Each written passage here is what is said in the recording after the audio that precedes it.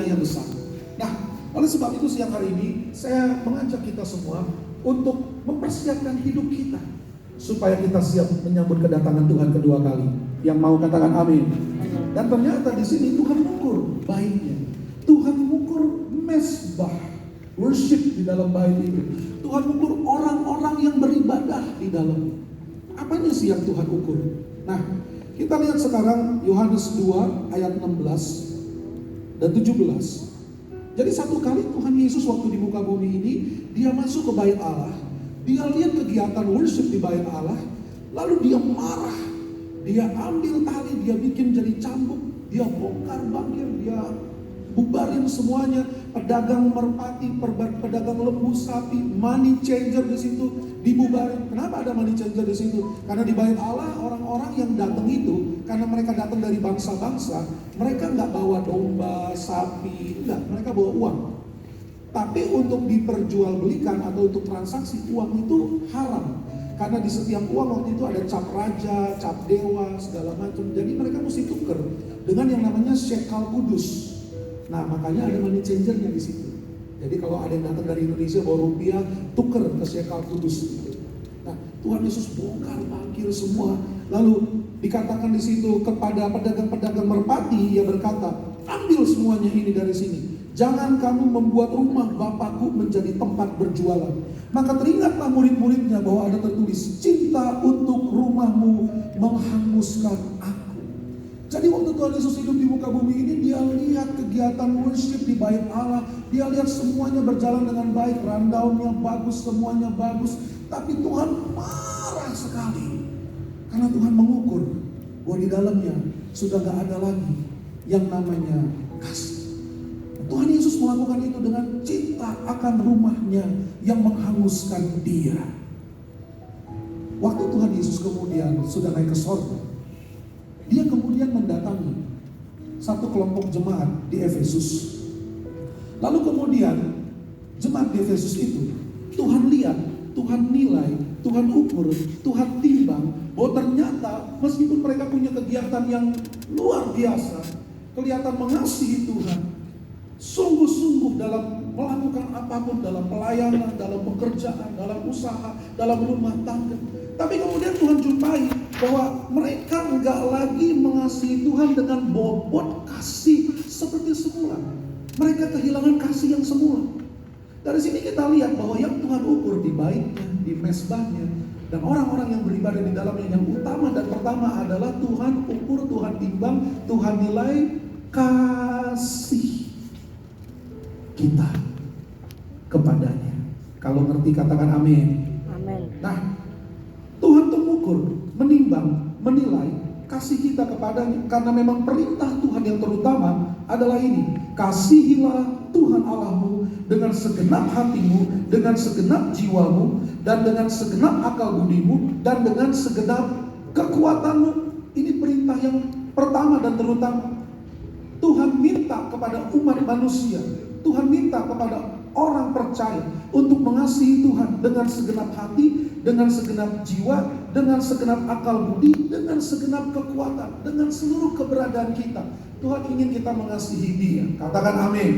Nah, waktu saya renungin ini, saya mikir, kalau Tuhan ukur, Tuhan nilai, Tuhan timbang kasih kita kepada Dia, gimana kita bisa mengukur bahwa, gimana saya bisa mengukur bahwa kasih saya udah seperti bobot kasih yang Tuhan kehendaki. Karena tadi pada jemaat di Efesus yang keren banget kelihatannya, ternyata Tuhan jumpai mereka mengasihi Tuhan, masih mengasihi Tuhan. Hanya bobotnya, takarannya udah nggak seperti waktu mula-mula. Mereka kehilangan kasih semula ini. Berarti kan Tuhan punya patokan, punya bobot, punya ukuran timbangan. Kalau dibilang beban atau berat timbangannya, Tuhan punya itu dan Tuhan ukurkan. Dan tadi di Wahyu 11 dikatakan, ukurlah, kecualikan pelataran luar. Apa message-nya buat kita? Bagi kita yang hidup di ujung dari akhir zaman ini, Tuhan mau kita hidup mengasihi Dia dan menjaga kasih yang semula kepadanya. Dan itu Tuhan ukur, Tuhan nilai, Tuhan timbang. Ngerti katakan amin. Kita berikan tepuk tangan buat Tuhan. Kita berikan kemuliaan buat Tuhan. Selidiki aku lihat hatiku, apakah ku sungguh mengasihimu, Yesus, Kau yang Maha Tahu dan menilai hidupku. Tak ada yang tersembunyi bagi. Nyanyi sama-sama yuk. Selidiki aku, lihat hatiku, apakah ku sungguh mengasihimu, Yesus, Kau yang Maha Tahu dan menilai hidupku. Tak ada yang tersembunyi bagimu. Telah kulihat kebaikanmu yang tak pernah habis di hidupku. Ku berjuang sampai akhirnya Kau dapati aku tetap setia. Katakan amin. Amin. Tiap kali saya nyanyi ini hati saya bergetar, mata saya membeku. Tuhan, saya serahkan hidup saya kepada Tuhan. Saya mau ikut Tuhan. Tapi saya tahu Tuhan saat ini juga sedang mengukur, sedang nilai, sedang nimbang kasih saya kepadanya. Apakah saya masih mengasihi Dia seperti waktu mula-mula saya berjumpa dengan Dia? Nah, siang hari ini anak muda dengar baik, anak muda dan om tante semua dengar baik. Tuhan pengen kita on fire mengasihi Dia. Katakan amin. Ngomong sama-sama yuk, Tuhan pengen kita on fire mengasihi Dia. 2, 3. Tuhan pengen kita on fire mengasihi Dia. Sekarang ngomong kiri kanan, lihat wajahnya. 2, 3. Tuhan pengen kita on fire mengasihi Dia. Tepuk tangan buat Tuhan kita, tepuk tangan buat Allah kita. Telah kulihat kebaikanmu yang tak pernah habis di hidupku. Ku berjuang sampai akhirnya Kau dapati aku tetap setia. Yang mau setia katakan amin. Amin. Nah, kalau sekarang kita udah ngerti bahwa Tuhan menilai, mengukur, menimbang bobot kasih kita kepadanya, so how? Gimana caranya kita bisa mengukur kasih kita, bahwa apa yang ada pada kita, kasih yang menyala di dalam kita, itu udah seperti yang Tuhan ukurkan. Gimana caranya? Saya bergumul untuk ini, dan saya ditolong oleh seorang hamba Tuhan yang namanya Bernard of Clairvaux, hamba Tuhan dari Prancis yang hidup di abad pertengahan, yang membagi kasih dalam 4 tingkatan kasih. Yang pertama, Saint Bernard berkata, ada level kasih, love of self for self sake. Mengasihi diri sendiri untuk diri sendiri. Di level ini, seseorang mengasihi dirinya dan hidup sepanjang umur hidupnya demi dirinya sendiri. Dia studi demi dirinya sendiri, lalu setelah studi dia kerja buat dirinya sendiri, ya. Dan dia sama sekali nggak peduli dengan Tuhan. Pokoknya ia hidup tentang dirinya sendiri. Me, myself, and I. Udah, sepanjang umur hidupnya dia mengasihi dirinya sendiri dan dia hidup untuk dirinya sendiri. Itu level yang pertama. Level yang kedua, Santo Bernard berkata, ada level love of God for self sake. Di level ini, orang mulai mencintai Tuhan. Orang mulai mengalami kasih kepada Tuhan. Orang mulai mengalami perjumpaan dengan Tuhan. Saya ngalaminya tanggal 26 November tahun 1995. That was the day I was born again. Hari dimana saya lahir baru. Hanya ketika orang lahir baru dia punya kasih terbit di hatinya untuk Tuhan. Sebelumnya saya Kristen, agamanya Kristen. Tapi ya gitu, ke gereja, just untuk mengikuti, ya karena disuruh orang tua ke gereja lah, kerja terus sampai pemuda, sampai dewasa muda, ikut semua kegiatan di gereja. Tapi baru 26 November 1995, I was born again. Saya diberikan hati yang baru. Hati yang tiba-tiba falling in love dengan Tuhan. Hati yang tiba-tiba kok pengen mengenal Tuhan lebih lagi. Hati yang tiba-tiba kemudian ingin mengenal Dia lebih lagi. Namun di level ini dikatakan orang mengasihi Tuhan, namun tujuannya, senternya adalah untuk dirinya sendiri. Dia beribadah supaya dia ditolong Tuhan, supaya dia diberkati. Gak salah dengan itu, karena Tuhan sumber berkat kita. Amin. Nah, ada level yang selanjutnya, yaitu yang ketiga. Saint Bernard berkata, ada level love of self for God's sake. Di level ini, orang mengasihi diri sendiri, tapi untuk Tuhan. Setelah dia mengalami Tuhan di level yang kedua, dia mencintai Tuhan, punya kasih kepada Tuhan untuk dirinya sendiri. Dia ngalami diberkati, dia ditolong, dia ngalami breakthrough, ngalami berbagai mujizat. Saya ingat sebelum saya lahir baru, saya hidup dalam berbagai kutuk sakit penyakit. Saya sakit-sakitan dari bayi, terus sampai anak-anak, remaja, pemuda. Dulu badan saya kurus. Kenapa? Karena banyak sakit penyakit di dalam tubuh saya sejak saya masih kanak-kanak. Gak cuma itu, kutuk kegagalan. Mau usaha kerja apapun gagal. Pacaran juga gagal. Sistem gugur. Nembak ditolak, gugur gitu ya. Suka sama cewek gitu ya. Guanya suka, dianya enak gitu sama gua, kayak gitu. Gak pernah berhasil dalam segala hal. Saya gak ngerti, kenapa hidup seperti itu. Kemudian baru saya tahu setelah saya diselamatkan oleh Tuhan, bahwa itu adalah orang yang hidup di bawah kutuk. Kutuk kemiskinan, kutuk kegagalan, itu kutuk sakit penyakit. Itu membelenggu saya sampai saya lahir baru. Saya kenal Tuhan, saya cinta Tuhan. Tapi kemudian saya menyadari ada level yang selanjutnya, bahwa kita perlu mengasihi diri kita untuk kemuliaan Tuhan. Kita perlu ngerawat diri kita untuk kemuliaan Tuhan. Ngerti, katakan amin. Sebelum saya lahir baru saya perokok berat. Sebelum saya lahir baru saya gak sayang tubuh saya.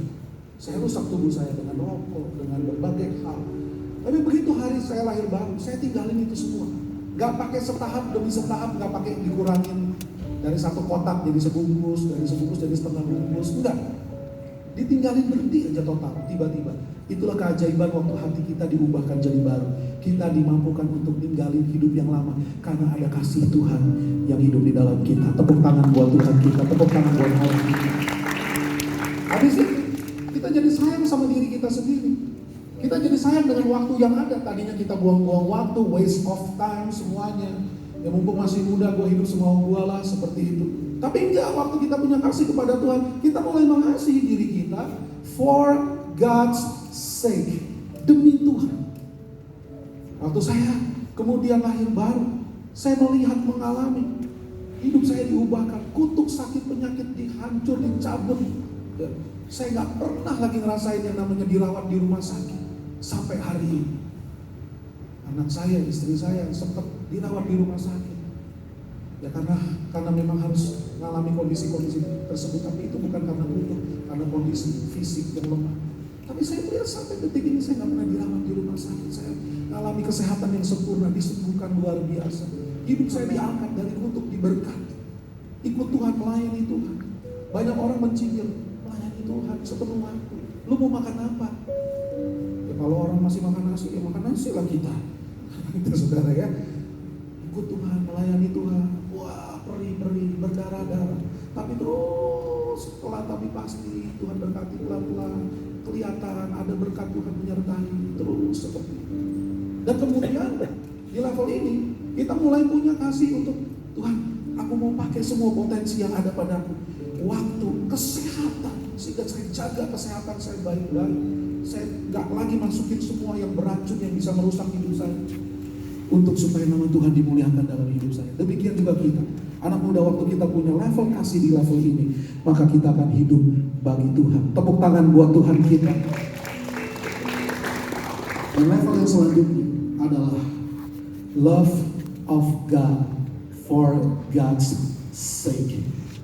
Kita mengasihi Tuhan, kita mencintai Tuhan lebih dari apapun. Kita punya keluarga kita penting, tapi Tuhan jauh lebih penting dari keluarga kita. Kita sayang sama keluarga kita, anggota keluarga kita. Kita lakukan apa aja buat mereka. Banting tulang buat mereka. Tapi di atas segalanya, kita cinta Tuhan lebih dari apapun. Ini level kasih yang bisa bikin kita punya semacam patokan. Gue udah ada di mana ya? Saya udah ada di mana ya? Apa saya adalah orang yang love of self for self sake? Atau saya udah mulai love of God for self sake? Ngalami Tuhan untuk aku diberkati, dipulihkan, dilepaskan, diangkat, diubah. Habis itu naik lagi. Kita kemudian love ourselves for God's sake. Kalau orang yang punya love of self for God's sake, dia akan belajar sungguh-sungguh di masa studi. Dia akan pakai semua potensi kesempatan yang ada. Dia akan rawat, pakai semua sumber yang ada dalam hidupnya. Kesempatan-kesempatan yang ada, supaya nama Tuhan dimuliakan sejak masa mudanya. Ngerti, katakan amin. Habis itu, sebagai mempelai Kristus yang bentar lagi akan dijemput Tuhan di ujung dari akhir zaman ini. We need to reach this level. Kita harus sampai di level ini.